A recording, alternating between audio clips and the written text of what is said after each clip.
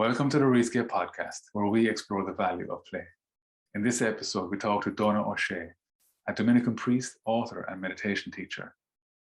He taught spirituality in several colleges in Rome and now leads group sessions on playing with clay. I'll give you Donagh O'Shea. You are, among other things, a potter. I've written a book about it. Go down to the Potter's House, which I highly recommend. This is one of the best books I have read about the contemplative. Oh, that's beautiful. Nice. It's not lazy. Wow. Yeah. That is true craft. I escape and I make pots. Yeah. So it's been a great help over the years. Well, that's what I wanted to ask you first, actually, because you write so beautifully about the role pottery has played in your life. How would you explain it to someone who hasn't read the book? Why do you play with clay? I suppose it's such a primitive substance and it connotes childhood. We all played with mud and clay and anything available when we were tiny. And I think it restores something of childhood to people. I've noticed that if you put, say, 15 people in a room and you go away and you come back in an hour, they're probably arguing about politics or religion or something. But if you put a bag of clay in with them, they are involved with one another's lives and they have a deep relationship with each other because it brings down defenses somehow or other. Yeah, it humanizes a lot of people. And then other people see it just as cold and dirty. So I'll never advertise some event and then pop clay into it because some people have a reaction against it. You know? So if I'm advertising something, I advertise it as clay, as clay work. So then you can take it for granted that the people who come are interested in getting their hands dirty. Yeah, do you think people are not getting their hands dirty enough now? I think so. I think so. It's part of the disconnection from nature. And we're spraying everything and sterilizing everything. I think it's maybe our contact with nature that keeps us sane.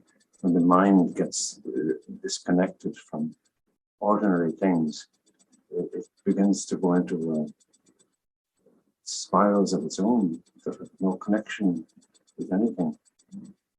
I'm a very early riser, and at about 5 o'clock in the morning, I'm out there walking. I walk for about half an hour, and it's usually this time of the year is dark at that time. And sometimes I stand in among the trees and become one of them. And it's the most wonderful thing. It's so simple, simpler than any explanation would be. But they're so silent and so present. And they don't have problems. Or at least they don't tell everybody about them. I have a soft spot for trees. One of the things that Robbie and I are trying to do is figuring out how to put a big bag of clay down in front of society and start getting them to play again in some way. But in a way, Robbie does this with movement games and kind of getting people, Yes, I saw pictures of that. Yes. Yeah. But in a way, we're trying to understand better what are the problems people have before we start volunteering solutions. And we talk a little bit about what we call the rut. You probably have more insight into the rut than we do because you've been working with these sorts of problems longer. What are the main sources of suffering in your community, such as you see it? Suffering.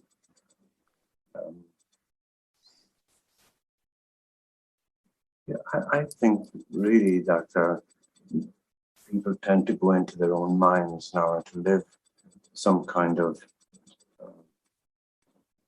world that's created by the media.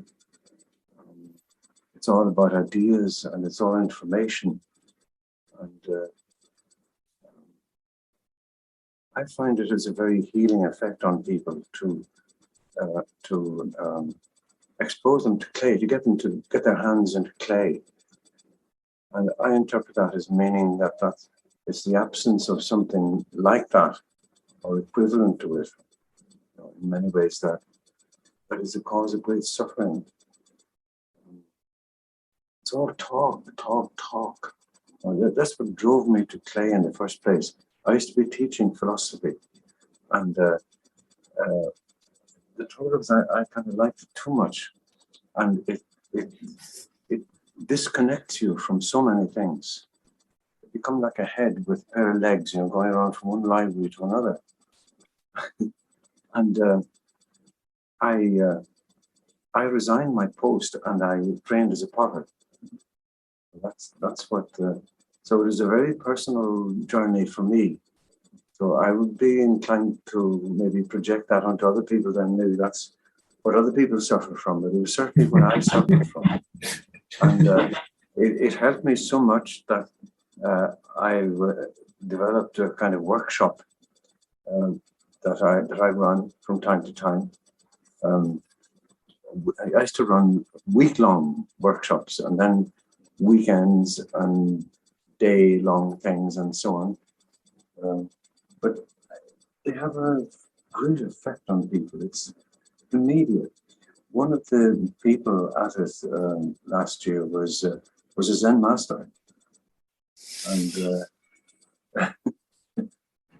and it was a lady, a woman, and she said, "I'm stunned at it. There's an hour that I do at the beginning, about an hour session, where I suppose it's a kind of awareness exercise where people weigh lumps of clay in their hands and become sensitive just to the weight of it. And hold it, speak. I don't know if that's in that little book long ago or not. Maybe it is. It is, and I love that exercise. Yeah, but she said it's amazing the effect that has, because she said with Zen it would take a couple of years to reach a kind of quietness and sense of presence that does in an hour, she said. Donagh, when you left philosophy and educating on it, was pottery for you an immediate jump? And then were you a pure beginner, or had you sampled Pottery? With clay private? Yes, yeah. Well, I had, my only connection with it at that point was that I had once seen a potter make a pot on a wheel, and it knocked me right over. It had a very powerful effect on me because I had only ever seen jugs and mugs and vessels as rigid things that would break if you let them fall. But here was one of these things that was actually changing its shape. It was getting bigger and changing its shape. That had an inordinate effect on me, really. Maybe it was about hope that the shapes we have in our minds too are more fluid, if only we could get after to the beginnings of them, before they become rigid. I'm fascinated by the word, the crack. The crack we have, Yes. And crack in general. Because trying to explain the word crack to somebody who's not from Ireland is a difficult task to do. Yes, you have to tell them how to spell it for a start. Yeah, first off, yeah. I was actually, to say that, so on social media every now and then I might write something and then I'd nearly always finalize with saying, sure, it is for the crack, like this, as it is, so CRAIC. Yeah. And I have an Israeli friend of mine who is a dance teacher, Tom Wexler, who's actually a guest on our show before. And we understand and appreciate each other, and we share whatever we have to share. So he's been reading my social media posts, and I'd say for about, it must have been for about 2 years. We were friends before. Like I met him at a dance convention, like he was teaching me, and we kind of hit it off. then it was about 2 years later, maybe 3 years later, he invited me to a week-long intensive in dance and movement education in Tuscany. So we were deep in the hills dancing for a week, 9-hour days of dancing. It was intense, but it was really good. And then at one point, he was addressing the class and he said, I'm not too sure what he was saying, but he punctuated with and we'll do it for the crake. And he looks over at me with a confident snigger, kind of like you mean crack? And then you could just see him reeling back the last 2 to 3 years of using the word crake in these different workshops. Lost in translation, man.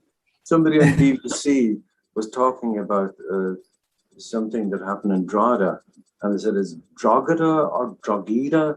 I'm not sure how they pronounce it over there, but in any case, it's in County Louth. You were saying people getting their hands in made a dramatic difference to what happened to the room. And prior to that, you were saying that people are, what I was hearing was in a way you're noticing people are withdrawing deeper into their minds and perhaps like some type of isolation into the caverns of their own mind. And that by just touching something that is clay, in your case, was transforming the room or transforming their experience so much so that almost their humanity was available. That's what I'm hearing anyway. Yes, that struck me. And everything that I come across recently, it has a similar effect. It brought back to me a book that I read years ago called Drawing on the Right Side of the Brain. Familiar with that book at all? I've forgotten now who wrote it. But I'm sure it's on Amazon. But it was a very striking book. It was an art teacher in America who was very depressed that in a year of classes, only 1 or 2 of the young people, the children, would actually get the skill of drawing. They were all about the same at the end as they were at the beginning. And that was very depressing. So she began to look at what she does herself, what frame of mind are you in when you're drawing? And she began to observe her own behavior and when teaching. And she noticed that if she was drawing something on a whiteboard or a flip chart or something, she tended to stop talking or her sentences would trail off. And then she became interested in that and began to read about brain research and the different sections of the brain that are in charge of different activities. And language is the left side of the brain. And spatial awareness and drawing and anything like that are controlled by, I don't know what the right language is, the right side of the brain. And she realized that the left side of the brain, language, is so fluent with people that it jumps in ahead of everything else. It jumps in first and leaves no space for the right side of the brain to do anything, to go anywhere. So she began to wonder if it was possible to devise tricks for turning off the left side of the brain while drawing. And there were several things that she suggested, and one of them was with a group of people to give them a line drawing of a face, a good drawing of a face, and ask them to copy that, not to trace it, but to copy it. And the efforts are usually kind of very poor. And then part 2, she'd say, turn it upside down. Now copy it. And I did that myself. Mm-hmm. When you turn it back, it is flabbergasting. Try it. And the reason is that the first time when you're copying it upright, you're going from language and saying, this is what an ear looks like. This is an ear. And noses look like this, and eyes look like this, and so on. You're just putting down what you remember. But when you turn it upside down, you follow lines. You're following lines. It's actually looking at the drawing. Before, the first time you're only thinking about it. Is spirituality for you a way of turning the world upside down? It is. That's exactly, yeah. In order to see it. Yeah. In fact, the one picture I saw of you, Robbie, I think, or was it you, Colin? You were upside down. Oh yeah. Well, he taught me behind that class. One of you was upside down. That's interesting you say that. It makes me think of two things. But first of all, Colum said to you, is spirituality to you like a means of turning the world upside down? How so? How would you turn the world upside down?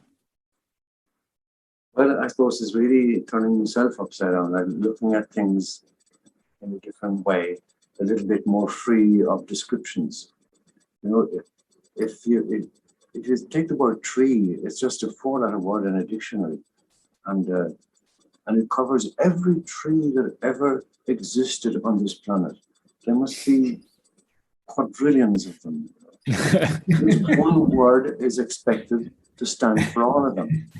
Tree, that's a tree, and people's interest stops there. A single one of them is different. And so I think if people could wean themselves away from language a bit, it would enrich our lives a lot. But language is kind of two-dimensional in a way. There's an excellent Magritte painting, the Belgian surrealist, and he has just a blob and it says tree, and there's another blob and it says rock, and there's a blob that says cloud, and it's a landscape, you know. It's the most banal, it's just gray on gray on gray. And, but you have this thinking feeling as you look at it, you know. But then the question becomes, but language is so dominant, and our categorization tendencies and our efforts to control it, like, how do you switch these things off? Like, I have moments of grace when they fall away, but they always grow back, you know. It's by switching on other things. It's very hard to switch anything off. Yeah, that's true. And language especially. It will be back anyway. You know, it will never leave. And if we had no language, we'd be at a loss. It would be an impoverishment too. But how to keep it from dominating the whole scene and taking over from a full-bodied relationship to the world. Yeah. I wonder then, is that where poetry forms a bridge? Yes, it is. I'm convinced of it. And there's a poem by Jeremiah Hopkins that I love it so much, I carry it around with me. Phone, I took a photograph of it. And as kingfishers catch fire, you know that one, it's a sonnet. As kingfishers catch fire. And the background to it was his favorite medieval philosopher was Scotus. Oh, is it John Scotus original? I think it was. Yes, it was. I think it was. Yes. Yeah, he's a mystic. An Irishman. Yeah. Yeah. From Cork too. What? I'm telling you, man, there's something in the water down here. But he felt that the principle of individuality wasn't matter. You know, what makes this thing different from this? You know, and the other medievals would have said, because it's matter, it's composed of different matter, you know. So it's like just a division, and physical division of them. But Scotus felt there must be something at the level of form that that characterizes an individual. And he invented a word for it. He called it hecheitas, which is this-ness. The this-ness of something? What makes it to be this? And the others would have said, oh, it's a different chunk of matter. But Scotus wasn't satisfied with that. And he talked about, as I say, the this-ness of things. And I was talking to somebody I knew. He's the philosophy professor in Trinity College. And I mentioned, I thought he wouldn't be that interested in Scotus or medieval stuff like that. So H.A. asked, oh yes, Hesiod. That's how they kind of transliterated it into English. H.A. becomes Hesiod. That's how they refer to it, Hesiod. The this-ness of things. Which is very spiritual in a way. This, or like a Zen master, this. Yeah, absolutely. Scotus was Lanny Hopkins' real idea. He said he was the philosopher that helped him most in his whole life. And that poem, As Kingfishers Catch Fire, is about H.A.S. But what does Hopkins name for it? It's called he called it inscape or something. Yes, well that's about words, the quality of words. Oh, I see. Yeah. The soul of the word. This was H.A.S. itself, and he was trying to grasp or to indicate the very essence of the individual. Now, essence by its nature is an abstract word. So it's a contradiction. And the word H.A.S. in Latin is an abstract word. He was looking for something totally, totally concrete. And to describe it, he had to use an abstract word. Mm. So it shows something that other medievals used to say, the individual is ineffable. The individual cannot be expressed in language. Language is all abstract. I like saying that all the time. All language is abstract. You know how they say there are abstract nouns and concrete nouns. Abstract nouns like goodness and truth and beauty and that. And then there are concrete nouns like tree and stone and rock. Oh, those are just as abstract as the other. The word tree is totally abstract. It sounds like a concrete noun, but it's totally abstract. One word referring to all the trees that have ever existed, that's not concrete. So Hopkins was looking for a way of expressing the really concrete, this. And that poem comes as near to it as anybody could. As kingfishers catch fire, with kingfisher diving for fish, the flash, the kind of iridescent colors they have in their wings. Just a flash of this. Like you're saying, to mock, like if it goes back as medieval times, and you hear this term being thrown around lately, calling it things like cognitive dissonance, and you're silly over there because I don't understand the thing you're talking about, and no, you're silly over there because I don't understand the thing you're talking about. And technology these days can kind of compound our, I suppose our view of the world in such a way that we can develop a sense of certainty. So this mockingness can be a bit more widespread, I'd imagine, now. It's very distressing, all right, when the way they would have put it long ago was the logos, the word that keeps the world together, is shattered.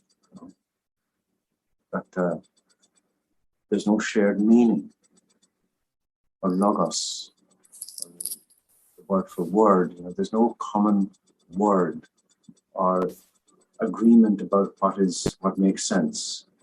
So we have a fragmented world where one person makes off with one piece and another.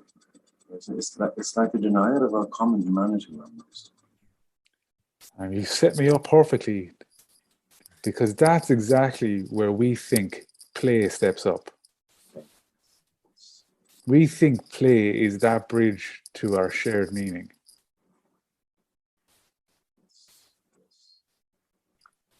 Yes, that's beautiful. I'd see that could be a wide open door. It seems almost undeniable. Yeah, yes. And when people play, their defenses are down. Now you've got me thinking, sir. They have their defenses down, so I'm pretty sure you've witnessed people playing with clay now at this point and seen a wide variety of it too. So you have a particular lens to the world that's specific to you.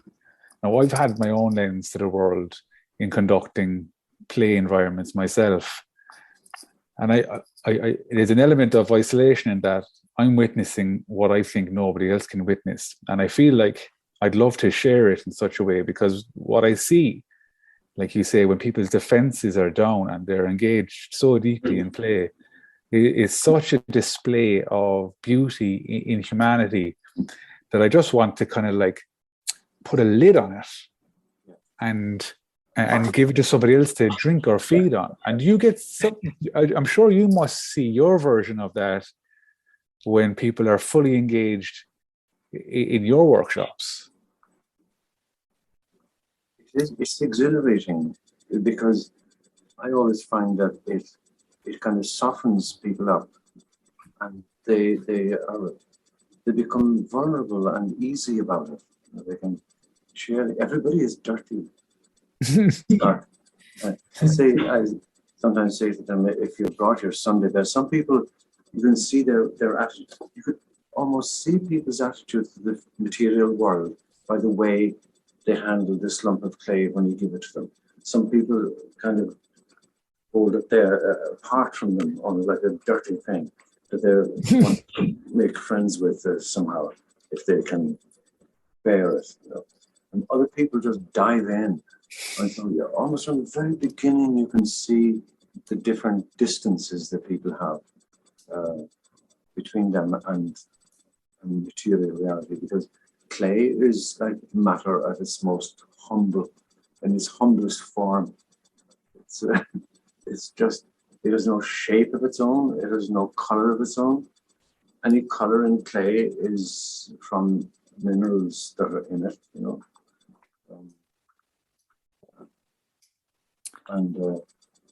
If there's nothing, it's nondescript. So that makes it a perfect mirror.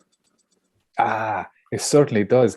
I was at another workshop in Greece one time with another movement education company called the Fighting Monkey. And during that week, one of the practices was a day with clay. And there was different tasks given, and each person was given, I think, close maybe to like 7 kilos of wet clay, just boom, right down in front of you. 7 kilos, that's a lot. Yeah, there's like a mound like that, and it was just dumped in front of you. And different tasks were given then throughout the day, like just nothing. When I say tasks now, I mean more like direction and how you're going to play with the clay. Yeah. And one of them was, go make a bowl.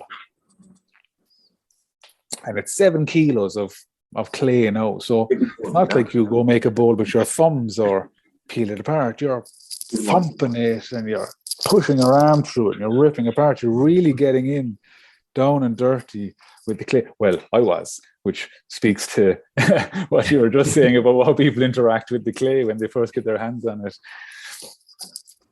I dived at the opportunity, I suppose, to really like get going on it. But what I found interesting was the different bowls that appeared around the room. Oh, yeah. And as you were saying, it's a mirror.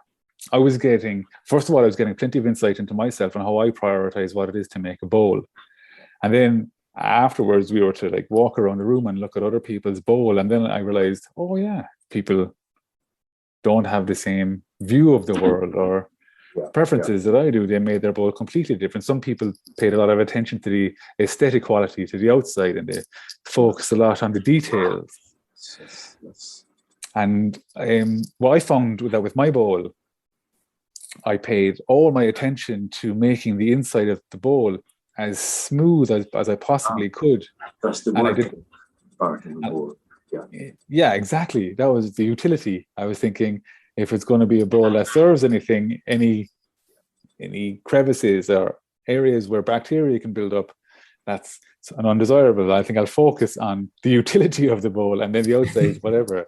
But it was only afterwards I realized other people weren't doing the same thing. And then I got an opportunity to reflect on, I suppose, myself. So I can hear loud and clear what you say by the clay being a mirror. Outside. Yeah, yes. That's right. And the insides and outsides. I find it's a kind of poetry. It's a kind of, clay is a kind of poetry in a way, because in sessions now, I will sometimes get talking about some emotion like fear, for example. And then I would say, can we make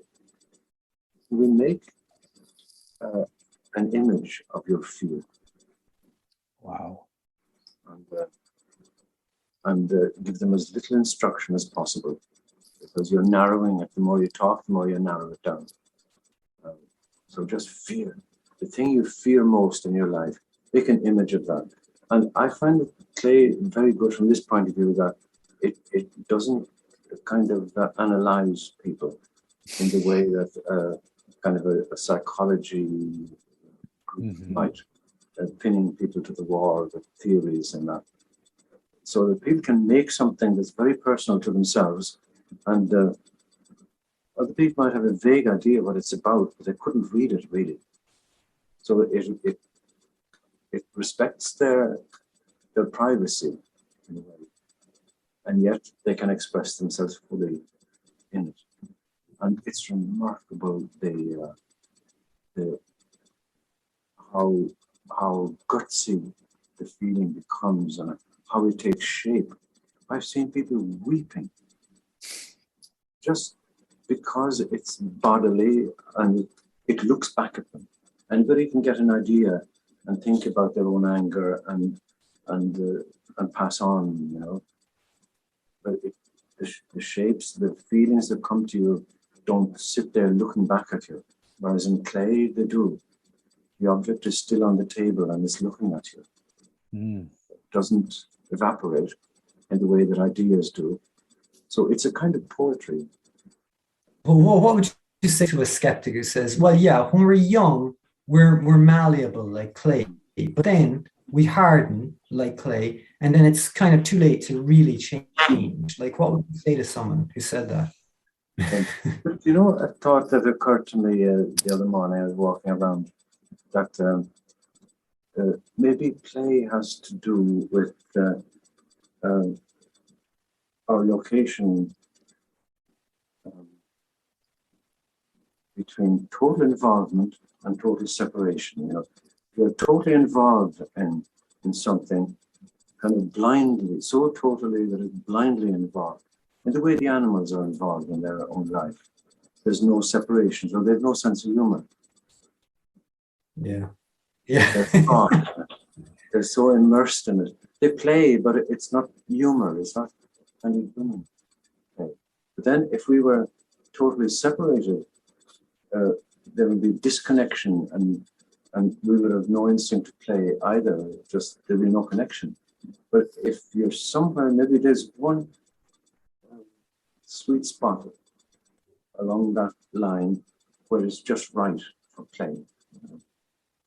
You're just sufficiently objective about your own experience that you can make fun of it and see connections and disconnections and all that, but not so far back that you don't see any reason for making any connections at all. You know?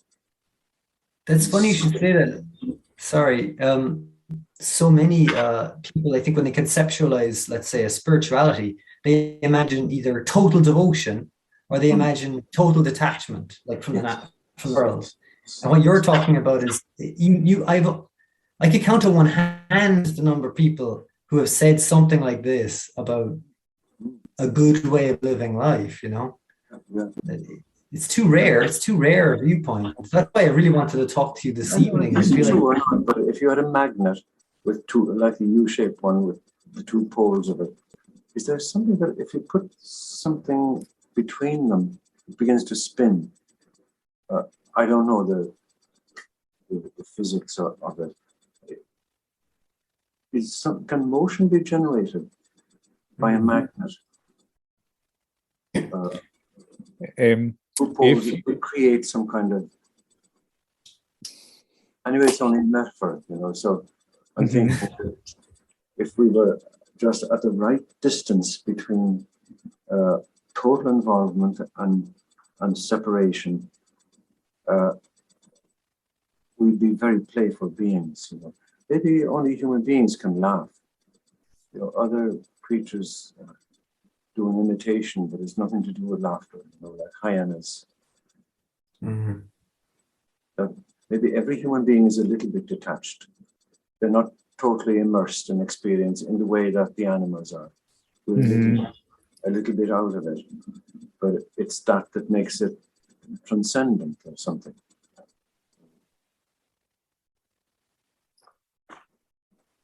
Jesus. You got me going there now, Donagh. Play precedes us in that it goes all the way through the animal kingdom.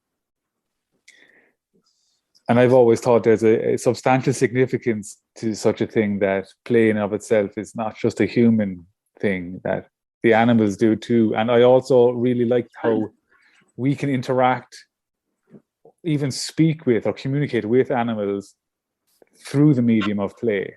Hey, that's right. And that has always caught me. And I had missed the part where you're saying that there's no humor in the animal kingdom. Well, we're presuming that there's no humor in the animal kingdom. Maybe we just don't get their jokes. Yeah. You imagine the cat story, they're no human beings, they have no sense of humor. Yeah, like, they wouldn't get it, man. They wouldn't get it. They say that with the animals, the young animals, their play is a rehearsal of their later animal roles. Like the kitten will pounce on things, and the puppy will chew your sandals. So where does that leave the play of adults then? It's not a rehearsal for anything, is it? Well, I don't know. I've been pondering upon this one myself. So I think also that the play of, let's say, just us as children, or children themselves. And this is just speculation now, but some of the games that pan across the globe are hide and seek. That's right. Chasing, and roughhousing, like a type of wrestling. These seem to just pop up everywhere, regardless of the culture. It just seems to be in us, like hardwired. And then when I was reflecting more on it, I was thinking, is the game of chasing a rehearsal for both hunting or being hunted?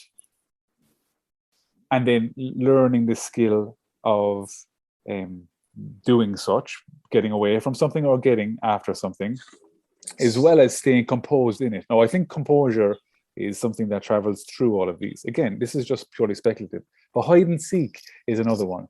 And life and death in a situation you want to hide from something, and to be good at hiding, effectively, you have to become composed. Because I don't know if you've ever played hide and seek with your niece or your grandchildren or whatever, but they're easy to find because they're giggling. Yes, that's it. That's it. It's a game. But as they start to figure out, I'm being caught because I'm giggling, they'll start to bite their fist, little shake, until eventually they've learned to pull back that expression, and then they're difficult to find. So I don't know, is that we're learning to repress our expression, or are we learn to stay composed, or is it that what's going on? And it's the same then, I think, in the roughhousing games, in wrestling. Like I do Brazilian jiu-jitsu. It's a martial art that's primarily hand-to-hand wrestling. Yeah. But it's to go forward, excel, or do well inside the game. It's very much a game of composure. The more you panic, as soon as you panic, it's over. You're going to get choked. So then if you're asking, is there maybe like a utility to our play as children? Well, you said adults, and I went straight to children. I'm only speculating, but I think there's an element of perhaps emotional regulation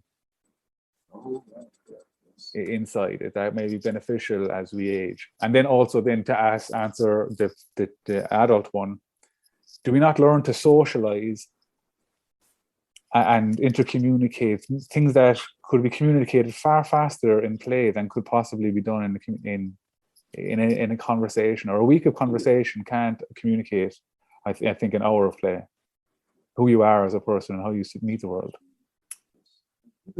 Some conversations are kind of play and contest and wrestling as well, but it's non-body. It's all at the level of language and cleverness with choice of words and that. The other is physical. That's it. Like I could get to know you, Donagh, probably a lot better if I were to fight you or dance with you. It wouldn't last long for a year, 5 but minutes. that's another part of it. Then it's staying within the play. Yeah. Yes.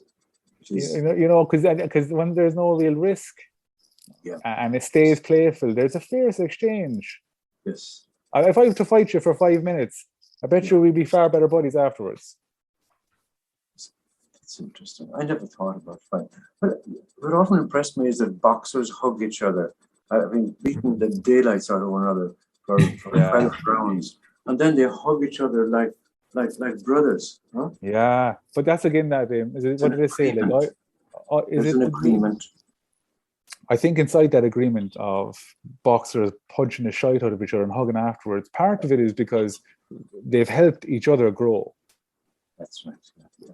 You've made me sharper because you've brought all of you to the table. I've experienced all of you, your wrath, your fury, your strength, all the training you've done, all that you've sacrificed to this one moment, and you've brought and you've given it to me. And they themselves know what it's like to fail, to be beaten too. Yeah. And it's also a huge opportunity to express, particularly probably express rage. It's what an outlet, what an opportunity to let all of that out. And some fella takes it. Give it to me. I'll take it. That's right. Yeah, talking about composure earlier, it makes me think about when you were talking about when you first learned to make pots, you had to do it kind of in public. People could come and see you learning, and you were really bad at working with clay. It was like you was all over the place, and it was doing everything you didn't want to do. And there was a glass wall. I couldn't explain to them that I was just a beginner. Yeah. You couldn't, like, you didn't have a big L on your back or anything. You didn't have a big L on your back to explain you were learning. You're just the world's worst potter. But I think that more than fear of pain or anything, people are afraid of being embarrassed. They're afraid of the shame of making the wrong move or looking unskillful or and not being able to explain to them. If I could have explained to those people that time that I'm just a beginner, I would have relaxed then, because I would know that they weren't judging me to be just a failure.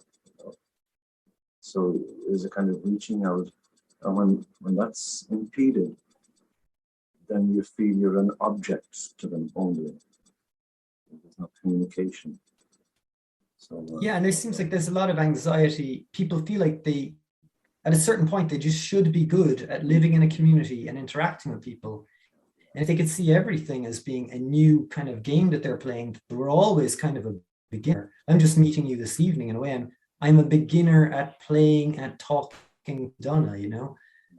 But if I'm okay with, if I can keep my composure in a new environment, meeting a new person, I can have a lot more fun and it can go a lot better than if I'm really worried about saying the wrong thing or putting my foot in it or screwing up in some way. And another reason why I think that play may be of deep utility to people is that we are constantly on the brink of making a fool of ourselves, but it's as long as we're not terrified of that, we can just have a better life, you know. Social shame, shame. Donagh, were you saying there that you would have preferred to be able to tell the audience or the spectators that you were a beginner? I'm just learning here. Yes. I'm just thinking what would have relieved that embarrassment I felt if I had been able to explain to them that I'm just a beginner. I wonder would that have been like a decompression, and you would have down-regulated your self-application then? That's it. I'm telling them, don't be expecting anything of me because I'm not able to deliver. And there's a reason I can't deliver. I'm just. But then did you deliver to a degree, I suppose, as best you can, because you didn't say that, because you didn't get an opportunity to express yourself? Did I deliver? Did you deliver? I mean, like, did you? You didn't get a chance to decompress, explain yourself. So did you have to continue applying yourself to your best? I did make an L plate and put it on the wheel. You didn't? I did. Did you? I went to the office. I had been through about a month of humiliation before that occurred to me. So this is an easy. Why didn't I think of this before? And it would have saved a big L plate. And when people see they smile, and I'd wave at them, and we were in unity. Oh, go away. So when you say you were humiliated, I can't imagine people were like pointing and jeering and going, "Oh my God, look how bad a potter this guy is." This just you felt you were imagining that they were. Yeah, it was in your imagination. Yeah, which made it just as bad. Isn't that worse? We don't want to be pure objects of inspection. Mm-hmm. We don't want to be like the animal in the museum. Yeah. Or if we do want to be objects of inspection, it's that we want to be able to control how we're objectified. It seems now in the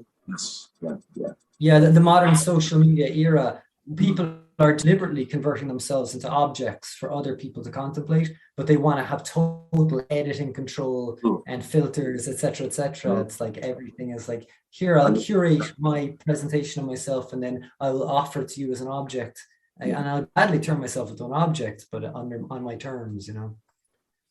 And then I'll wait to see if there's an approval in the shape of like buttons or whatever it is. Jeez, that's anxiety inducing. If we're talking about Donagh and his pottery for this period, and if this social media life is a lifestyle. Yes. Yeah, and the cult of the image today, like the perfect image, like the glossy magazines and the people on the covers are all young and handsome and wealthy, and all the girls are beautiful and the fellas look really confident. So many people looking at those then and comparing themselves and saying, I'm not like that, I'm not as good as that, I'm not good. So it's just the cult of the exaggerated image. And the photoshopped image. Better than anybody. And it's theatre. It's theatre, like it's the same as going to a pantomime and comparing yourself to Peter Pan on stage. It's not real, like these people are like playing roles.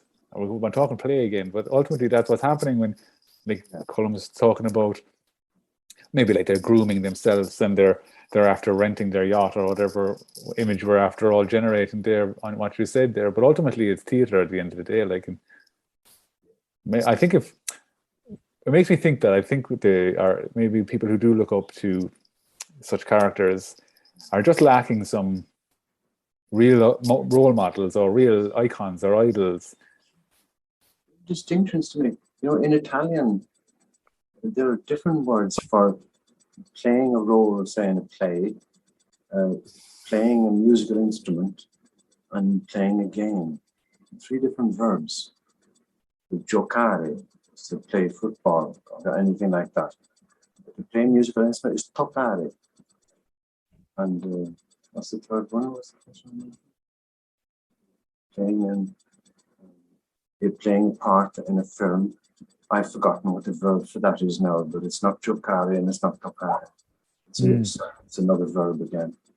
So we lump them all in together, and we use the word play to refer to all of them together. There's an author, I'm forever mispronouncing his name, I'll try it again. Roger Kaiwa, I think. Kaiwa.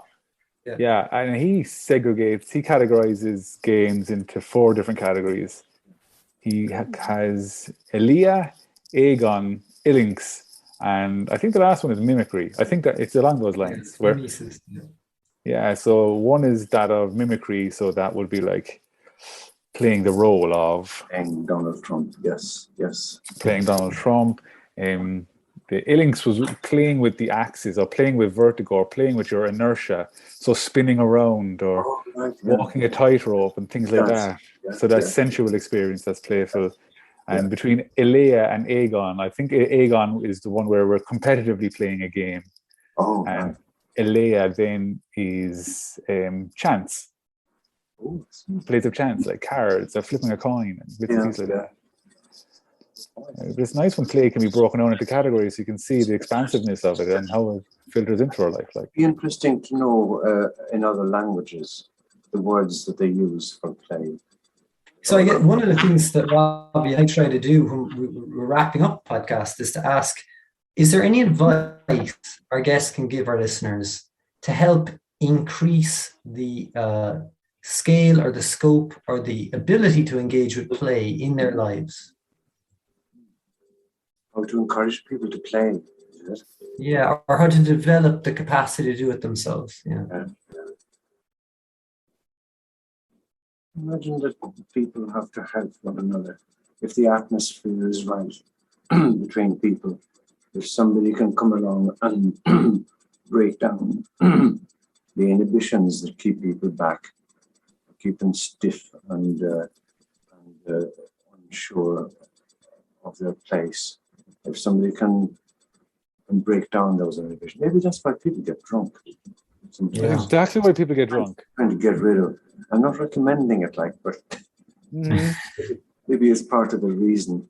All the camaraderie in pubs and that, and fellas, That's exactly it. what are you having yourself? And So you're not suggesting people get drunk, so done that. not directly, no. Right. Not in public. No, if somebody could break the atmosphere, I think most people have a playful thing in them. Everybody has playfulness in them, no matter what their age. One of the funniest, most playful people I've ever met in my life was in my community here in Cala. He died 2 years ago. He was 91. Wow. He was a great man to tell a story to, because when he was amused, if you were at lunch, and if something funny was said, he would put down his knife and fork and give himself up totally to laughter.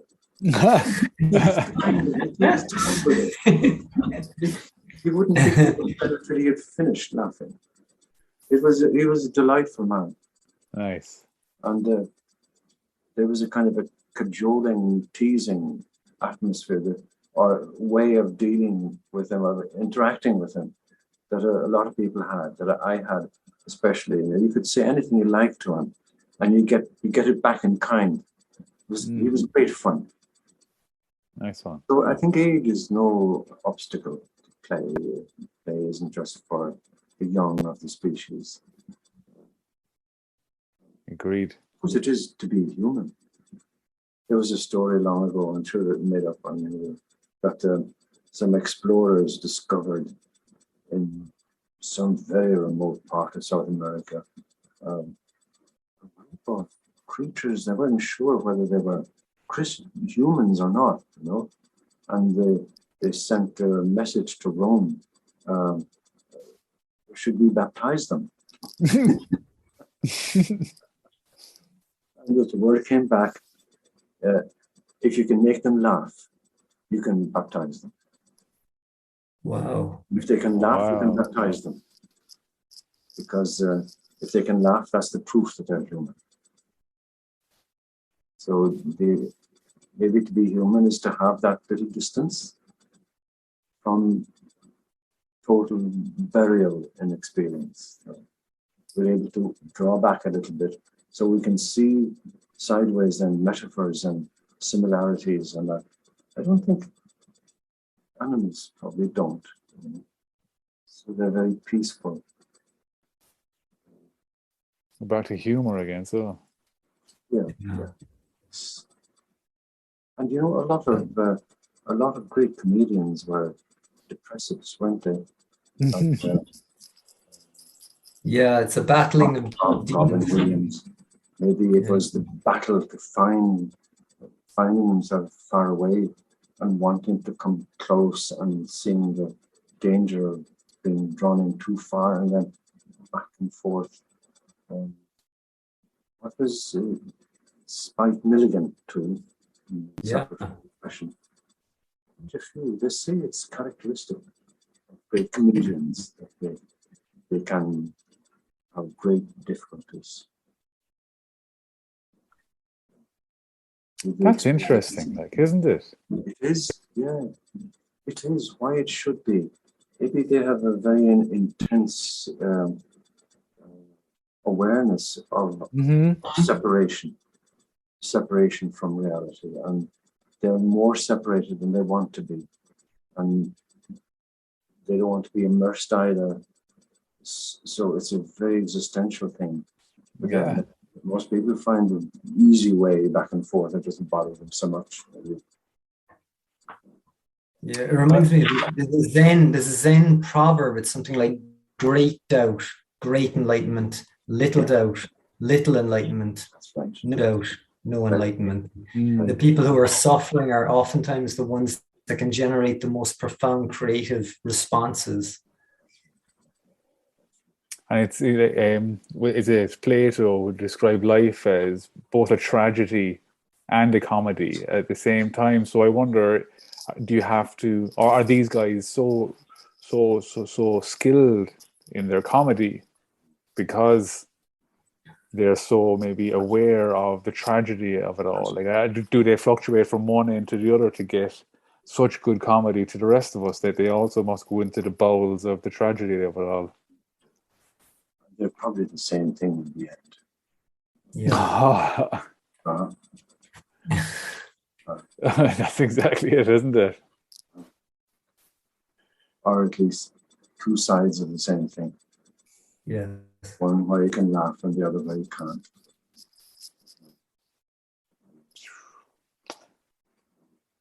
Christ, we better pick it back up again there. You know, the French people are always French philosophers are looking for the formula, the human formula. Yeah. But I mean, that's like looking for a definition, isn't it? That's putting barriers around it. Mm-hmm. A definition is about barriers. The word means that.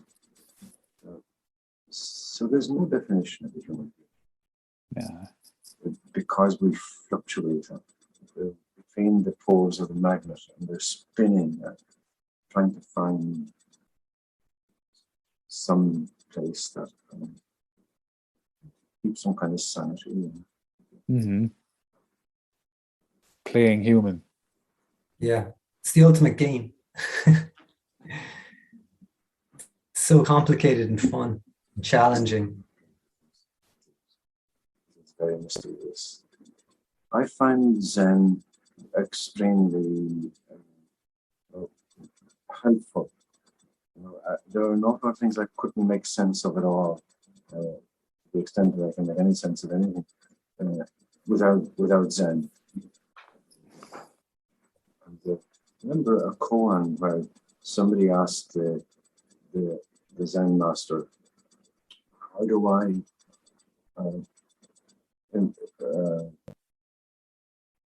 set out on the way? Where is the way? How can I get on it? And the first Zen master he went to said, you have to transcend this world and the seven heavens and reach unity with the ultimate, and so on. There wasn't much help to him. But he went to another one and he said, where is the way and how do I get on it? And the other one just had a stick in his hand. He drew a line on the ground. He said, that's the way. He just drew a line on the sand in front of him. That's the way. And H-A-T-A-S, this. But it isn't just this, like this for an animal where you're so buried in it that you can't see it. You know what I mean? It's the animals don't have any problem about H-A-T-A-S. Yeah. They're buried in it, and they can't see it. It's not a problem. But a human being by nature is somehow both immersed in it and not immersed. Just enough to be able to see it, get glimmers of it. So we're hovering there between transcendence and immanence. Yeah, this is like metaphor itself, right? This is metaphor itself, that there is a thing that is a thing, but it is also not a thing. It is also this other thing. It's between worlds. In between. Yeah.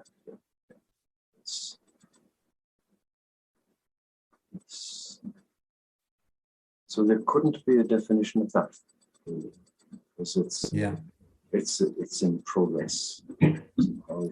It's a project, not even a project.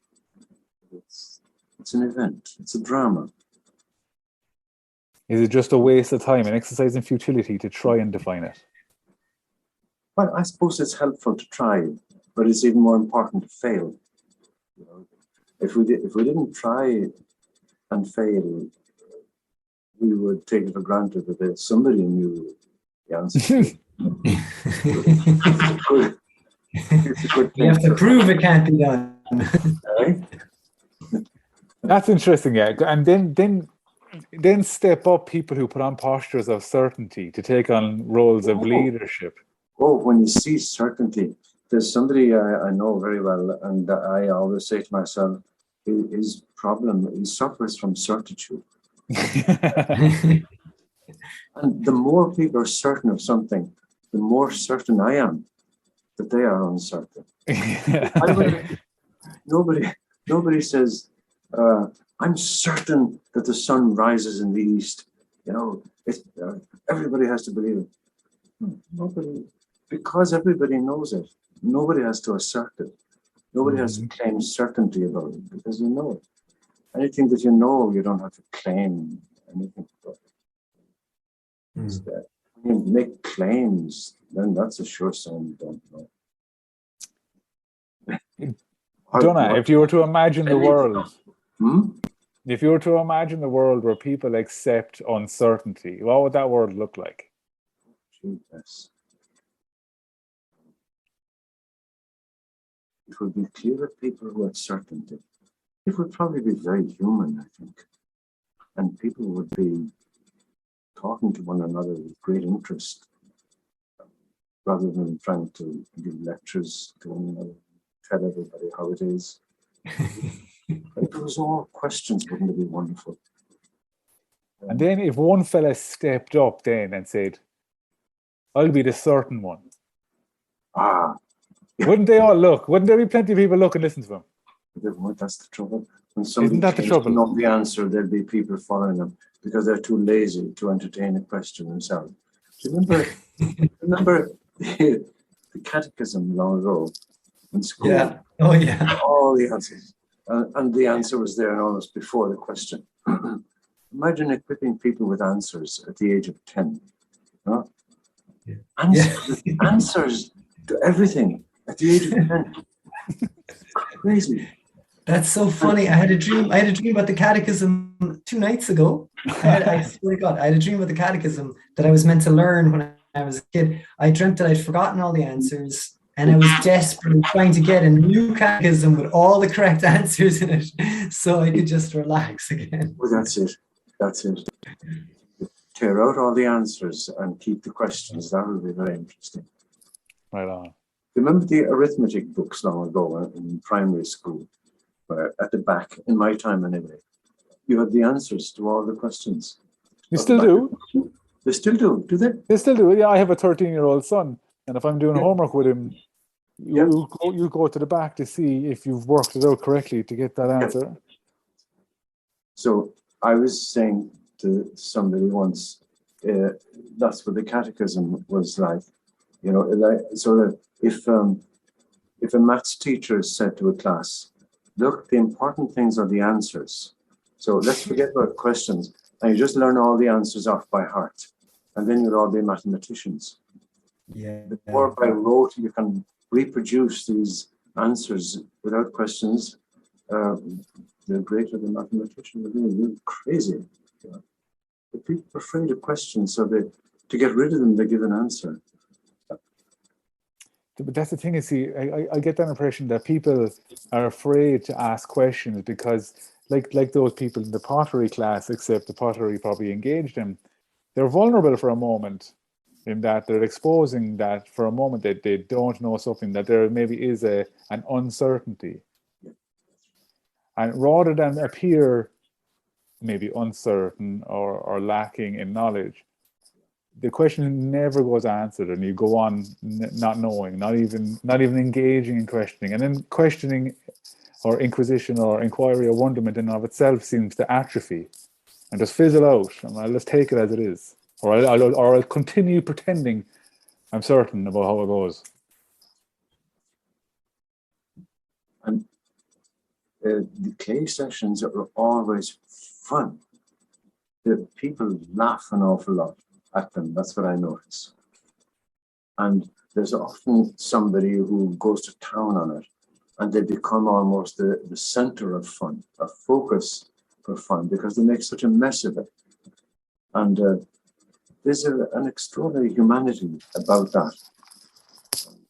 Whereas, you know, if people are discussing some serious subject and somebody says something that isn't right or makes a mess of the conversation, or mistakes in logic and inference and all that, we despise them in a way. But when you make a mess with clay, it's fun. Mm. Do you find that when there's someone making a mess of things, that in a way they're doing it deliberately so as to create that fun environment? Well, you get a joker who does that. Yeah, you get a joker who'll do that. But they're very, very identifiable. Yeah. So here's the thing, Donagh, right? Any conversation myself and Colm have, pretty much, we're after dialing it down to 1 in 3. The joker / trickster archetype always pops up. Yeah, yeah. When you started talking there, I was like, here he is again. It's something to do with, if you talk about play, you're inviting the trickster to show up at your door. Like, you call him, and he's like, did someone say my name? And he said, what would you like to learn? Whatever he's going to say next, we wouldn't trust anyway. But yeah, there's just something glorious about that little devil. I think clay simplifies everything, and it makes it very visible. And never more so than when you bring in the wheel, the potter's wheel. And people love to have a go at it, you know. But it's not an easy thing to do. It takes a long time to learn how to make a pot, you know, so that they are condemned to fail from the very beginning. I tell them that it takes it could take a year to learn how to do it with any kind of reasonable skill, you know. So they know they're going to fail.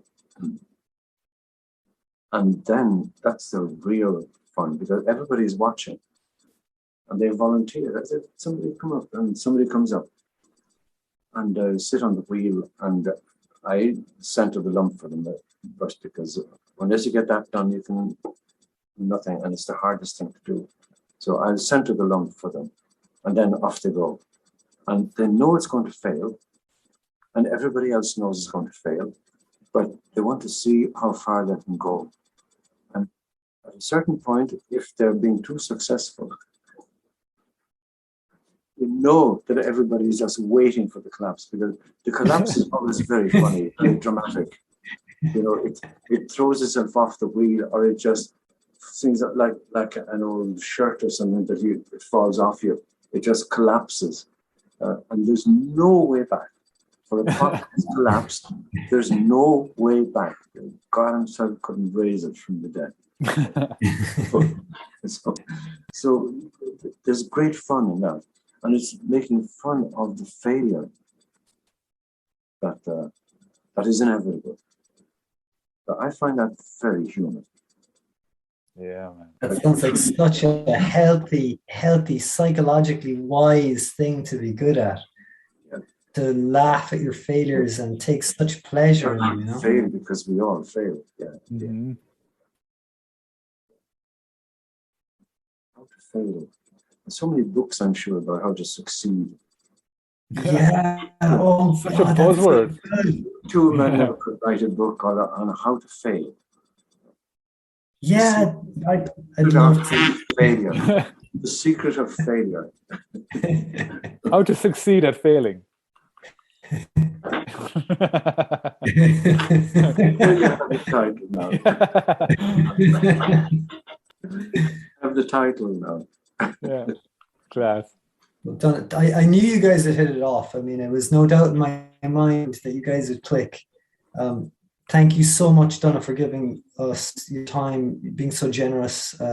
We really, really appreciate it. And we'd love to have you back sometime. Not as if I gave you something that has some value, like a precious subject. I'd be here talking to myself, maybe. So thank you. That was a pleasure, Donagh. You've given me so much to think about, and I have a few little things you said here, some poems and 2 books. Yes. That was a feast. Thank you very much. We'll put them in the notes. Great. Oh, and there was a Zen master one time who used to play with the local children, play the children's games with them, and hide and seek, which is maybe the most original of all games, because babies can play. Mm. They must have brought it from God with them to play hide and seek. That he used to play with the children, but he did it with complete absorption. And one time he hid himself so well that he wasn't found for 3 days. He's going to win. He took his play very seriously. Yeah. You know, I remember Alan Watts said something about Leela and the idea of the universe is always playing hide and seek with itself, and that's why it takes on all these different human forms. It's just trying to play God is playing hide and seek with itself by being born and living and dying and disappearing. And you said something at the end in one of the chapters in your Pottery book about how when friends part away, it seems like they're just getting on the bus. And we have this little story that, they're just getting the number 25 bus home or whatever, but they're really disappearing into the void. And someday they will become manifest again and we'll see them again. And I know that you two are about to disappear into the void for me. And I look forward to when we manifest together again. Yeah. Right on. Cork people always end up together, and we might meet in the pub. It seems to be the case anyway. Maybe we're just all a bunch of tricksters down here. High trickster ratio, yeah. Yeah. Donagh, it was a pleasure. Gurv Mahagat. Thanks very much Thank indeed. you. It was lovely talking with you. Thank you. Thank you.